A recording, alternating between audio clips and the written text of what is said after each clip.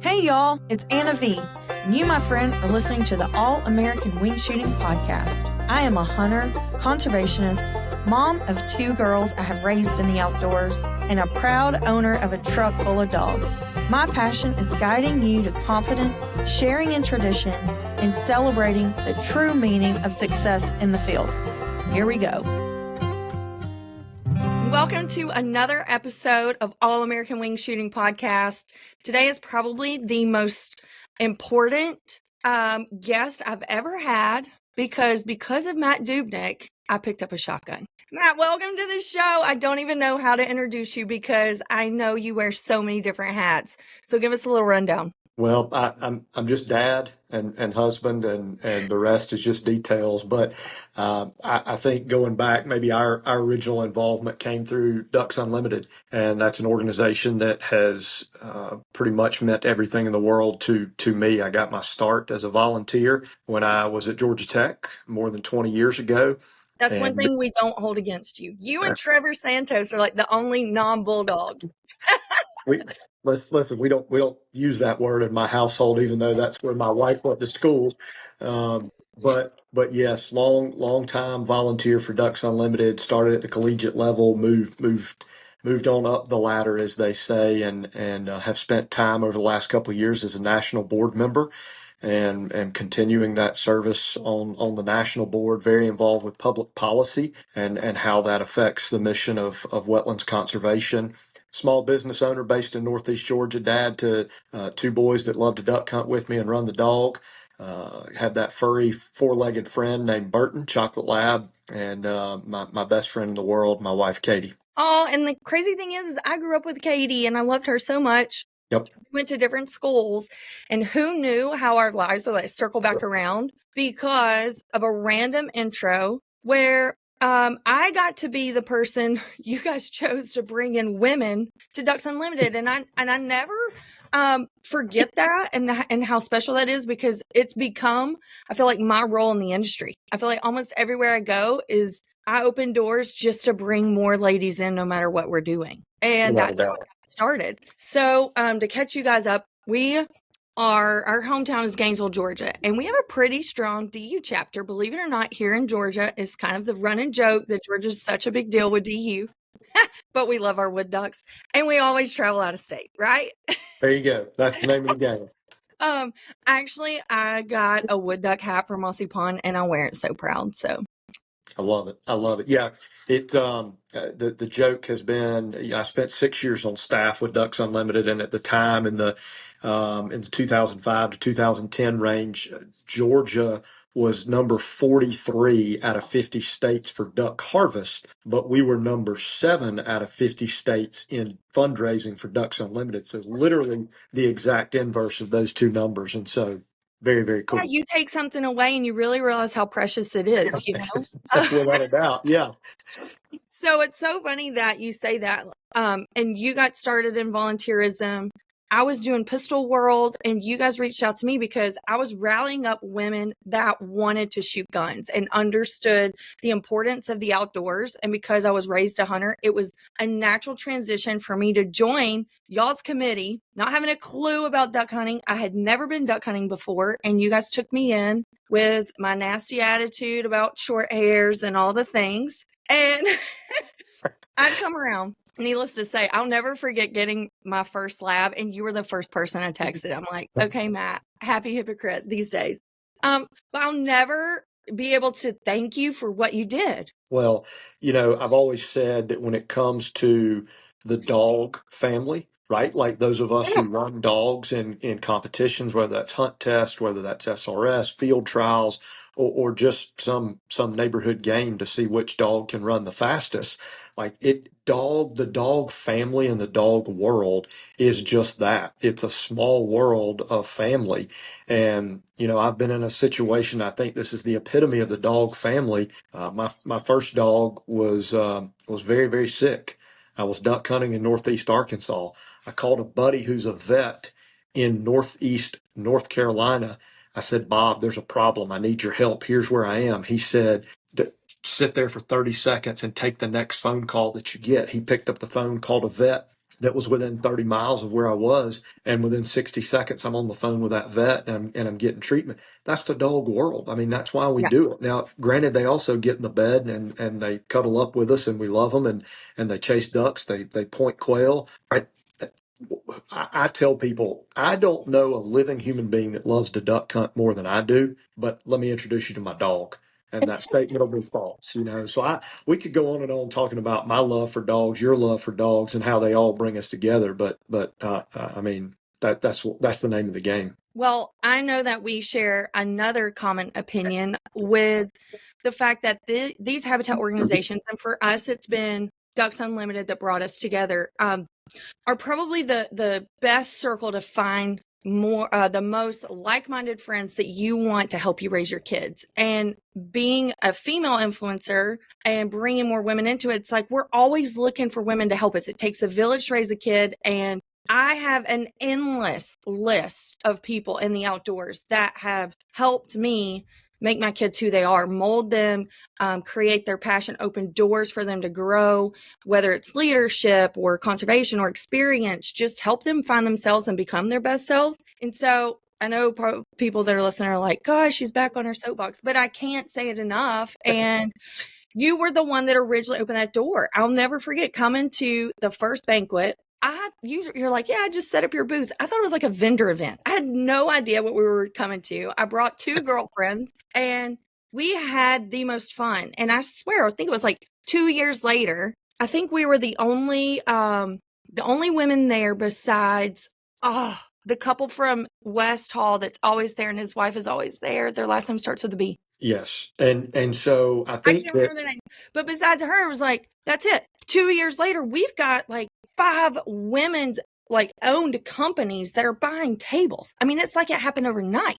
and I was about to say that. So you're referring to Greg and Barbara Bostwick, Boston. and their son Joey is still on our committee, and they are at the banquet every year. They're one of the first to buy a table, and Miss Bostwick will tell you that her husband might be there to buy things, but she's there to win things, and so I mean, they love it, but.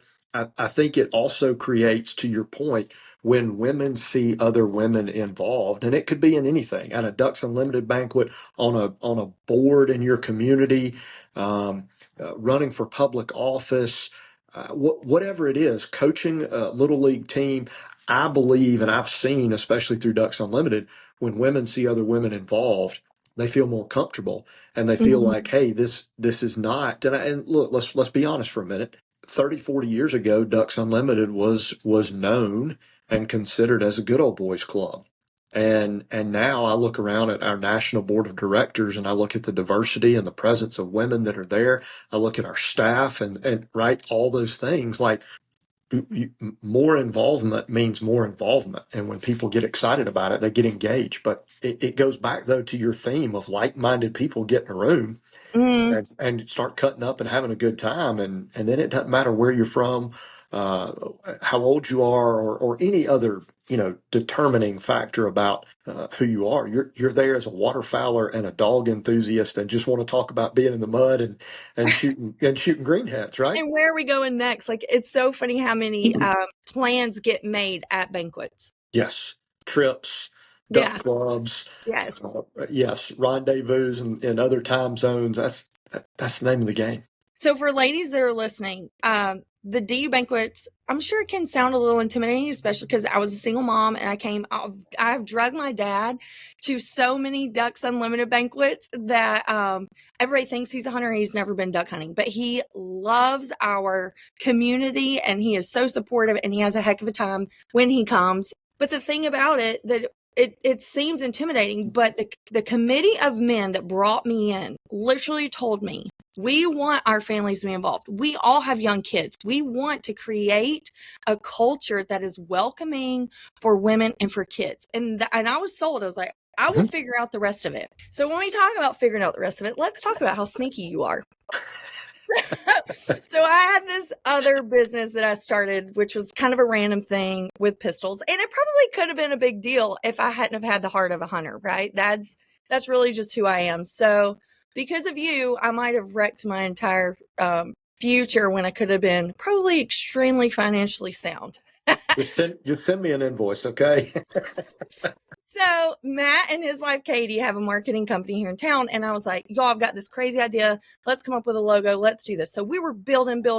Things are happening. Then Matt brings me into DU, and then I get a dog, and things just start happening. And then all of a sudden, one day in the mail, I get an invitation to a fundraiser for a man in our community running for sheriff. My picture's on it, and I'm hosting the fundraiser.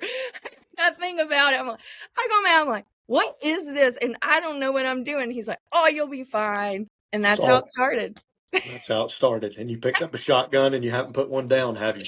I know, but let's be real. I could keep everyone safe. I could not make champions at that moment. And it was a huge, intimidating moment for me. And it was like, I know, like, I'm a competitor, right? So it was like, I need a coach. It was just the instant thing and I'll never forget texting the whole community. I'm like, y'all better find me a coach. Y'all better find me a coach. And y'all blew up y'all's phone. And I met Demas, Mhm. and I still talk to him every single day. And that was in 2016 Yeah. that we found him. And so, he's opened up so many doors for me and built skills. And it really does take a village, no matter if you're raising a kid in this world or just growing as a new shooter or a new hunter. Yeah, and I mean, I think one of the questions I get a lot is from that new duck hunter is, "Hey, I'm going duck hunting. What do I need?" And the You're like a good buddy with a full trailer. it's like, when you ask a duck hunter a question like that, how much time do you have? How many days can you take for me? Just where do you want to start? You want to talk about shotguns? You want to talk about duck calls? You want to talk about Sitka gear? You want to talk about, shotgun shells? You want, yeah, do you want to talk about what we're going to cook when you get to duck club? Like, how are you Mhm. going? Do you want to stop at Max along the way? Like Oh you, my gosh. I think that's the fun part in And this game is when you need that coach, that big brother, big sister, when you just need advice, everybody's so willing to help and everybody's mm, just willing to, because that, again, that's that common theme. And we love to talk about being in the mud with our dog and shooting greenheads, right? yeah, and so because of that sense of community, I've been a part of a community since we started. Because of my confidence through DU, I have branched out into so many different organizations. And I get to collab all of these organizations together. And it has been a blast. Like, I was thinking about when I asked you to come on, I was like, how am I ever going to get through this whole story? I mean, like, it's literally never ending of how many people have influenced my life to get to this point. And I feel like I'm actually just starting, because so many people have no idea that when I started posting on Instagram, I was learning. Mm-hmm. I was learning along the way. There were so many firsts, and it was devastating when I got hacked and deleted, because I didn't realize how much those memories meant to me and and those people that I met along the way. I'll never be able to retrace that tour, I say journey, part of my life again, the way that it happened the first time. Well, but I do think that to your point, it's both about seeking out that community, but it's just asking somebody, hey, could you help me with this? Could you introduce me over there? Could you teach me this? Because look, you make a simple ask, and I mean, your story's a prime example. Look where it goes. Look where it Oh takes yeah, you. y'all opened a door for me and I just ran with it. And I never said no, no matter how intimidating or how I didn't have any idea what was going on. But I always knew there was somebody there who was going to hold my hand or was going to answer the phone. So I just didn't worry about it. And it was so much fun. It's been so much fun. So because of that, and a way for me to give back, I woke up one day and I was like, I finally feel like I know enough to kind of drag some people along with me. And so I started Women of Wing Shooting. And because of, my experience through Upland, I have a lot to give back there through my opportunities that are happening.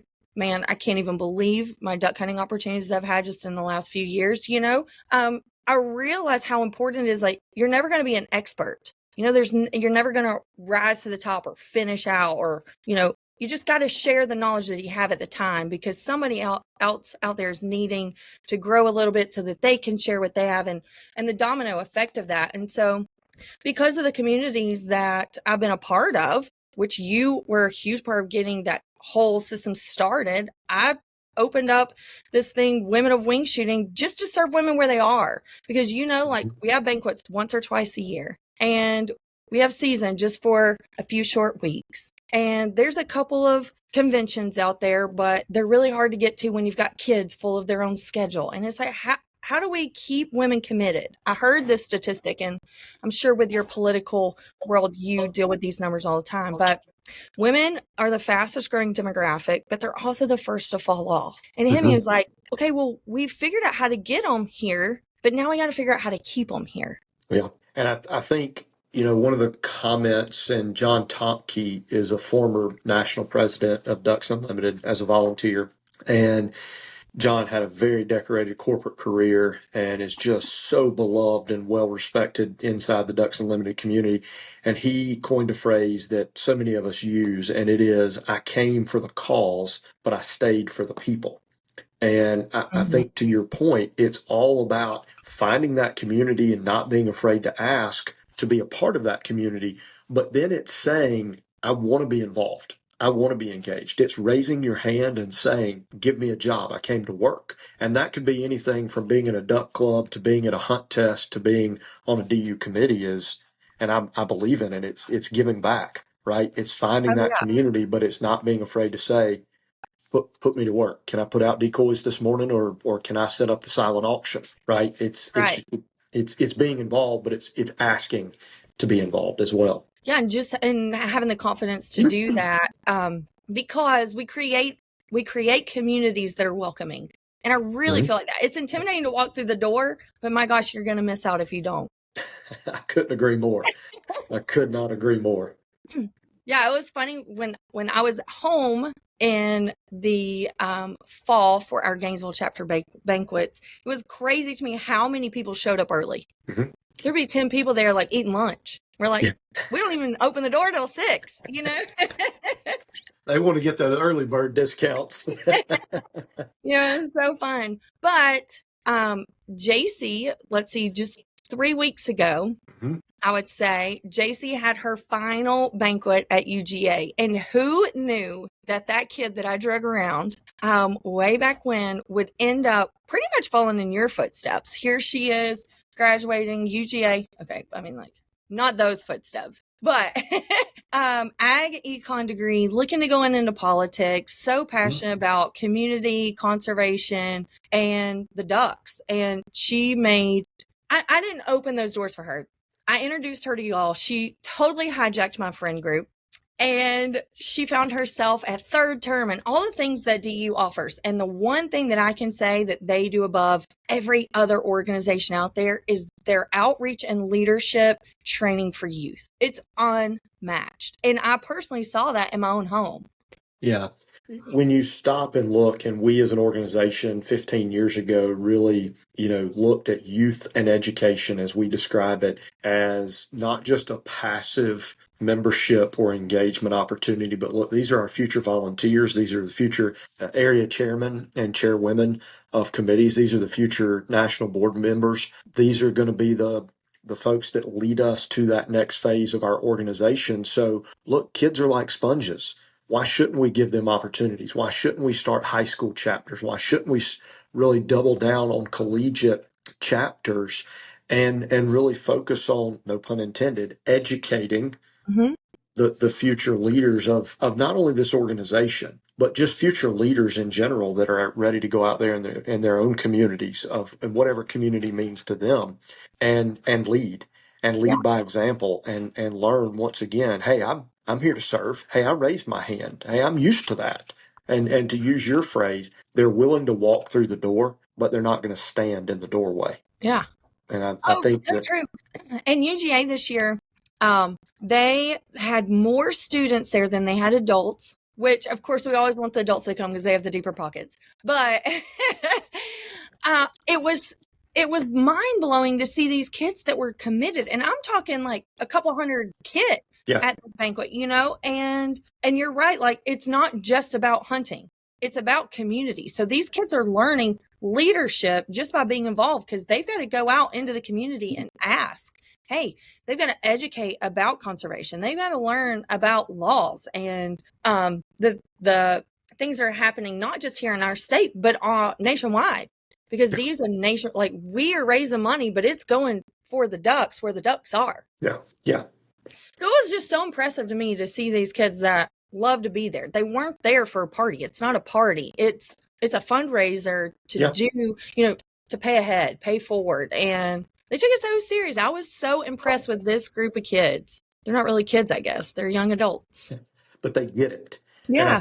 I think that what we as an organization, and I'm just using Ducks Unlimited, I'm not saying anybody else isn't doing it right, but I think in general, this is engaging our youth, exposing them to leadership, to responsibility, look, to Mhm. fundraising, to sales, but it's also teaching them about conservation and the importance of conservation, and that hunters, right, are the world's number one conservationist, and that there's no better way to be a true conservationist, in my opinion, than to hunt with a four-legged friend, right? And so we're exposing them to that world. Let's be honest, hunter recruitment and retention numbers are down across the United States over the last 2 decades, right? I know you were only five 2 decades ago, but when we talk about looking at the young folks that we as a society are getting out into the wild blue yonder and into wild places, into God's creation, those numbers are simply down. And I would argue that a lot of it has to do with these little black boxes that are always taped to our ears, or our fingertips, and it's our responsibility as well to expose the future leaders and the next generation. Hey, you know what? There is something outside these four walls that's pretty dadgum magical. And it's a whole lot of fun. And it may be 4:30 wake up call, and it may be wet, and it may be cold, but there's nothing There's like watching that nothing like sunrise no. with whistling wings, or watching those feet come down and somebody calling the shot. Looking at your dog saying thank you so much for putting me in that boat. Yeah, Yes. yeah. Okay, so another thing that I have thought about too is we always look to the older generations to have all the wisdom. And it's almost like the younger generations don't want to step into that leadership role because they just don't feel qualified. Like I was guilty of that. And so the pressure for me as a female, I could only imagine, but maybe for a man, it could be even more pressure because they're expected to be the expert, you know, and it takes years to gain that knowledge, and it takes miles. And so there's a lot of things, you know, that life just doesn't offer you, but it doesn't mean that you can't continue the passion. I think that was the biggest lesson that I learned. It's like we just got to encourage other people to get involved, and hopefully the people that we encourage even outgrow us, right? And so that's the whole mentality of it. You never let age hold you back. You know, I mean, we were young when we started. Yeah. So, I look at that and I'm like, that was such a great lesson for my kids because they don't know that they can't be an influence for good, for conservation in their kids. And so I just want to encourage everybody else, like, you don't have to wait until you're part of the oldest generation in the room to have a voice. Well, and remember, age is just a number, right? And there are times, I mean, let's be honest, there are times when I would sit in a duck blind as a young duck hunter, and I don't mean young necessarily in age as much as young in duck hunting tenure. Yeah. And there's a time to shut up and listen and learn, Yeah. right? And when do you stop calling? When do you call the shot? When do you call the hunt? As it may be very simple, but I think when we talk about future leaders, we're empowering the youth, whether it's high school or college age students, as we're talking about in this scenario. We're empowering them and encouraging them to go out and A, be leaders, B, be conservationists, and C, along the way, have a lot of fun with the fundraiser. And I think we're teaching so many valuable lessons. And there may be times, right, when you're a young DU volunteer, young in tenure, that it may be the time to be quiet, to listen and to learn, because to go back to your earlier point, somebody's there to help teach and coach and guide and lead.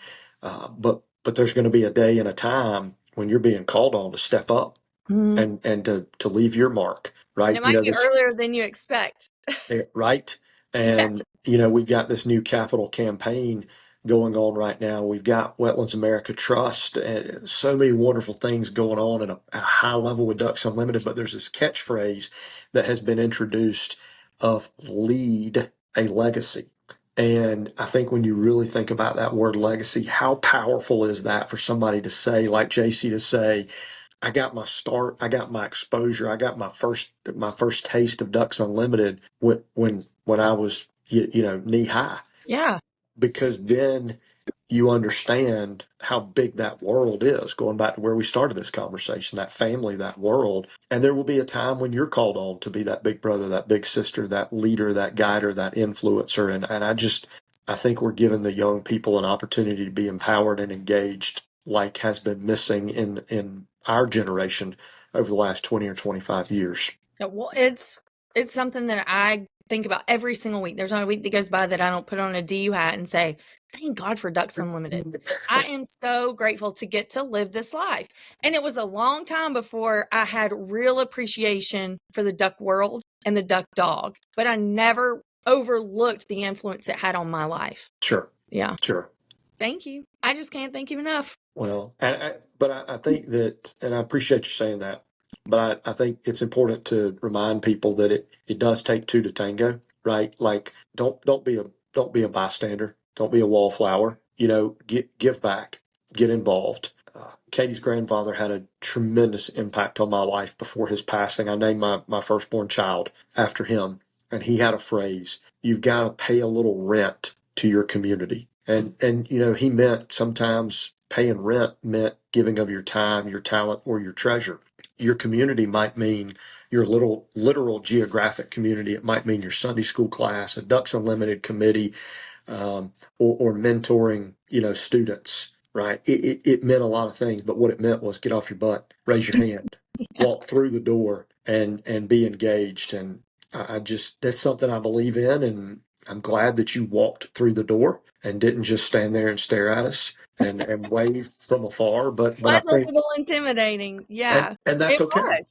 right? Yeah. It's okay. I mean, it's intimidating when I go and have to talk to a group of fourth graders about government, right? But So if you y'all sit don't up, know, but Matt is also a House representative, and that was really cool to go through that. And our DU whole chapter just rallied around you, and it was a really fun time. Your first election. yeah, elections are long, drawn out, and difficult, and it's an election year, and we're not here to talk politics, but it But we can. You can always come back on. we can talk about the role of public policy and conservation, Yeah, right? I would love it. There you go. There you go. Well, I'll come back and talk with you anytime about any topic.